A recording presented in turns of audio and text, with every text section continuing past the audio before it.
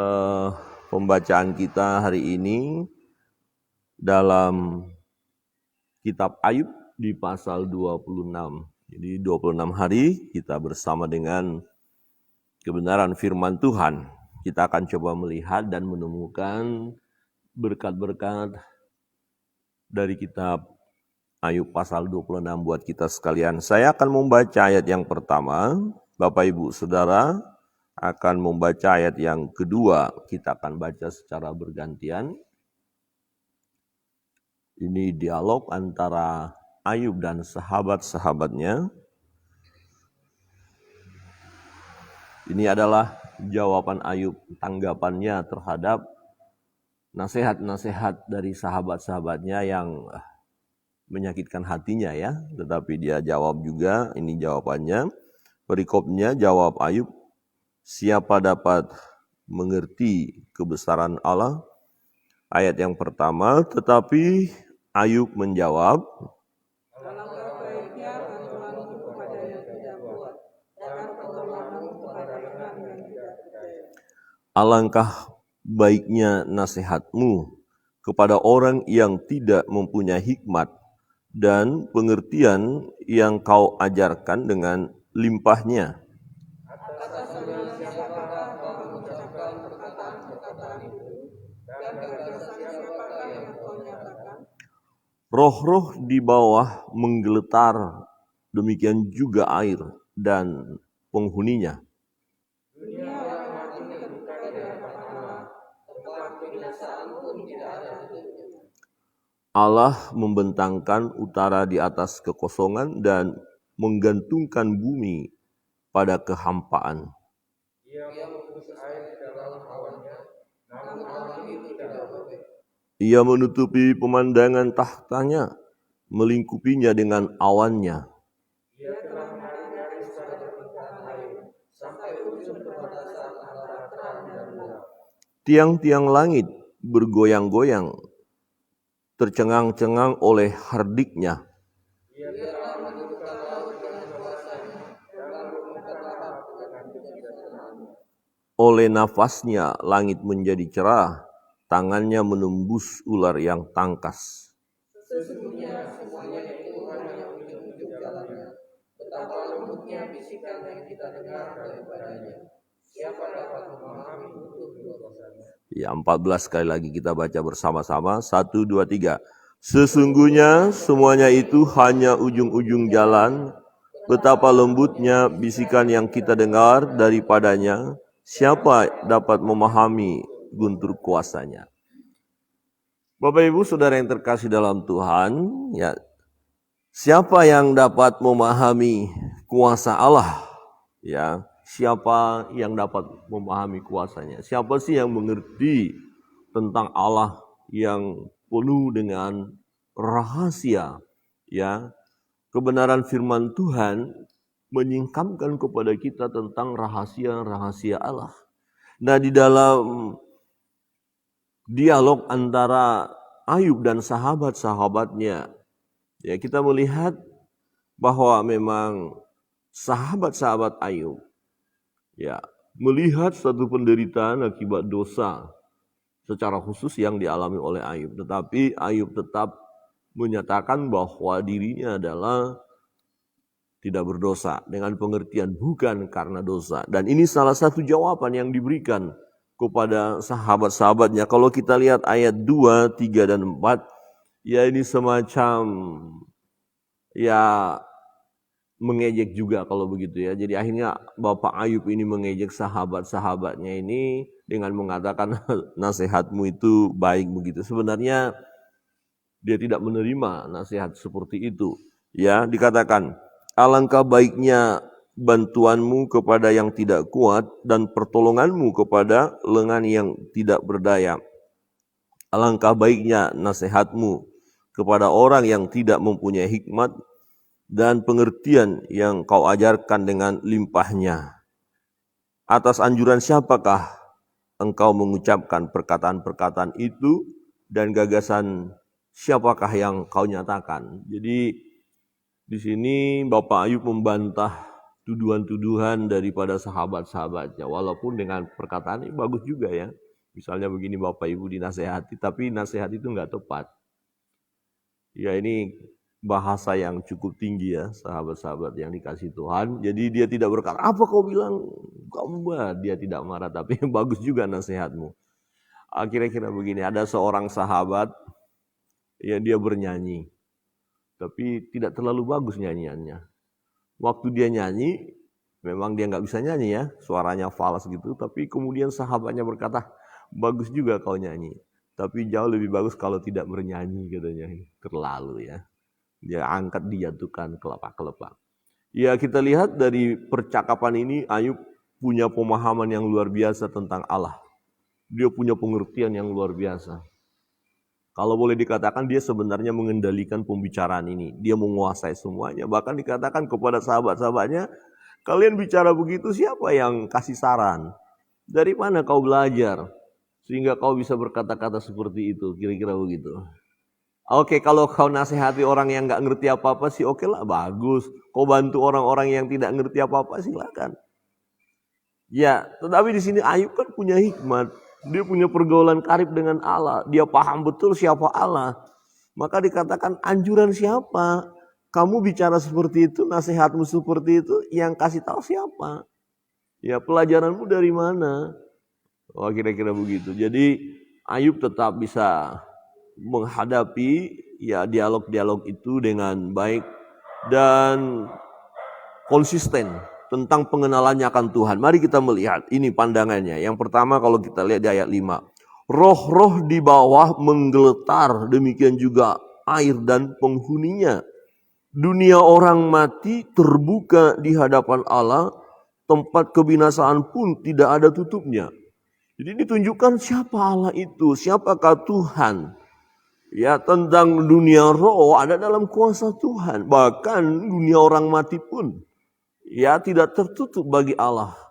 Semua terbuka, semua terbentang. Ya semua Allah tahu, bahkan Tuhan yang menciptakan semuanya.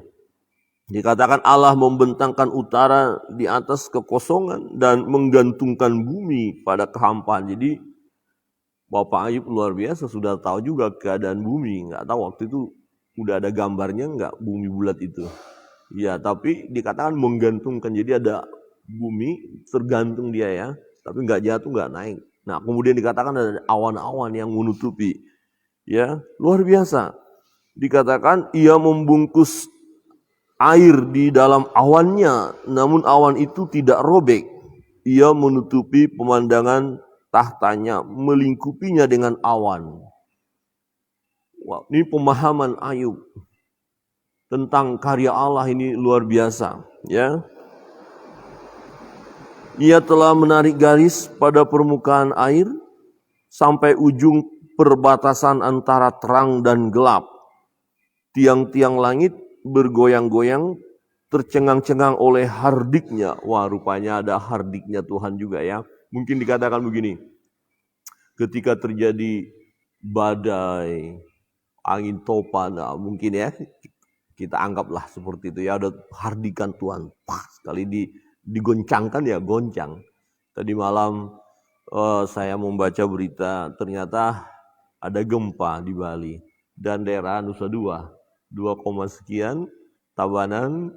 Kemudian saya membaca lagi ada pohon-pohon tumbang. Ini luar biasa. Ya mungkin Tuhan hardik dulu angin, angin langsung push. Kemudian saya keluar dari rumah ada pohon pepaya, pohon apokat. Saya lihat rantingnya sudah pada rok, wah sudah anginnya kencang sekali. Nah yang membuat angin kencang itu siapa? Ya Tuhan. Tidak ada yang terjadi tanpa pengendalian Tuhan. Jadi kita melihat peristiwa-peristiwa alam mestinya kita memandang kepada Allah. Wow luar biasa engkau Tuhan. Karyamu ajaib. Tak terselami.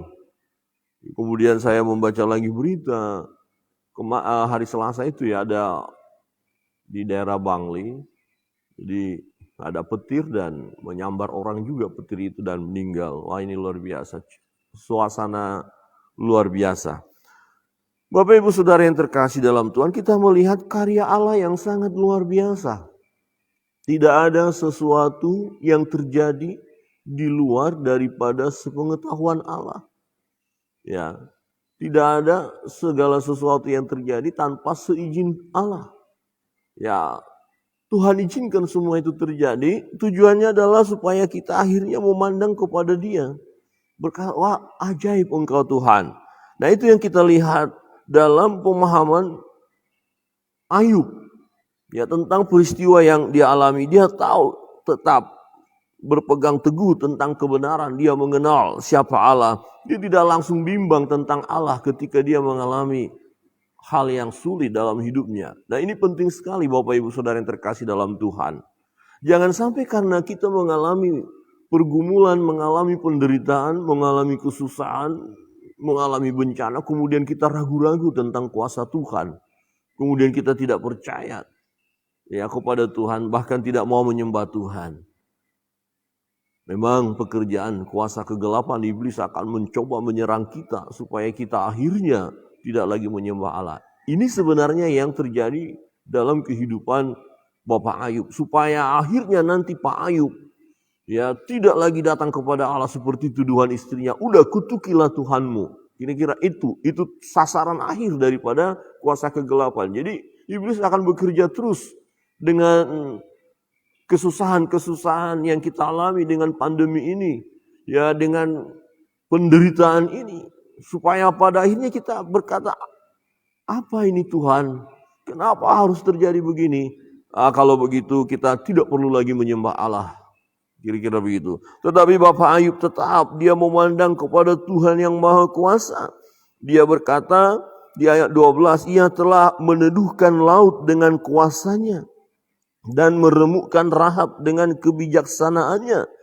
Oleh nafasnya, perhatikan, oleh nafasnya langit menjadi cerah, tangannya menembus ular yang tangkas. Sesungguhnya semuanya itu hanya ujung-ujung jalannya. Betapa lembutnya bisikan yang kita dengar daripadanya.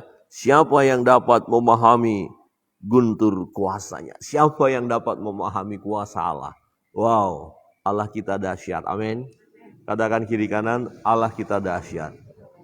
Allah kita dahsyat. Wah, ini kita benar-benar akhir-akhir ini semakin mengerti, semakin berkata, betul Allahku dahsyat. Sebab ketika terjadi sesuatu atas seizin Tuhan, tak ada satu kuasa yang bisa menghalangi. Ya, bahkan di dalam kehidupan kita mungkin kita bergumul, kita tidak bisa melihat jalan, tapi kalau Tuhan sudah buka jalan, tidak ada yang bisa menutup jalan itu. Amin. Tidak ada yang bisa menutup. Untuk itu mari kita pandang kepada Allah. Tuhan yang berkuasa. Kuasanya dahsyat, luar biasa. Dan memang dalam perjalanan hidup kita ini penuh dengan misteri. Kita tidak paham. Kita tidak mengerti apa yang ada di depan kita. Ya, tetapi satu hal yang harus kita yakini adalah Tuhan selalu bersama dengan kita. Tuhan tidak pernah meninggalkan kita. Bukankah Yesus berkata, aku senantiasa menyertai kamu. Sekali-kali aku tidak meninggalkan kamu. Sekali-kali aku tidak membiarkan kamu. Tangan Tuhan selalu terbuka kepada setiap pribadi yang datang kepadanya. Tuhan tidak pernah menolak orang-orang yang datang kepadanya. Untuk itu, apapun situasi yang kita alami, mari datang kepada Tuhan. Jangan dengarkan nasihat-nasihat yang tidak membangun itu. Jangan dengarkan nasihat-nasihat yang menghancurkan hidup kita. Jangan dengarkan nasihat-nasihat atau bisikan-bisikan yang mau menyeret kita daripada jalan Tuhan. Yang terpenting bagi kita tetap berfokus kepada Tuhan. Ikutlah jalan Tuhan. Engkau akan mengerti betapa dahsyatnya Dia, betapa baiknya Dia. Dia dengan lembut akan berbisik kepada kita, akan berkata-kata kepada kita, akan menenangkan jiwa kita. Mungkin kita perlu berkata seperti sang pemazmur.